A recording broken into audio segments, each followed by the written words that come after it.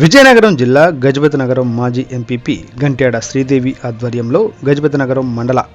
Cluster ఇన్ఛార్జీలు, booth ఇన్ఛార్జీలు, unit ఇన్ఛార్జీలు మరియు మండల ముఖ్య నాయకులతో తెలుగుదేశం, జనసేన, బీజేపీ పార్టీలో ఉమ్మడి అభ్యర్థి కొండపల్లి శ్రీనివాస్ సమావేశం నిర్వహించారు. కొండపల్లి శ్రీనివాస్ అభ్యర్థిత్వాన్ని బలపరుస్తూ తెలుగుదేశం పార్టీకి విజయాన్ని అందిస్తామని, పార్టీ ప్రవేశపెట్టబోయే పథకాలు జనాల్లోకి తీసుకువెళతామని, నాయకులందరూ ఒకే తాటిపై నడుస్తామని శ్రీనివాస్కు స్థానిక నాయకులు, కార్యకర్తలు తెలిపారు. ఈ కార్యక్రమంలో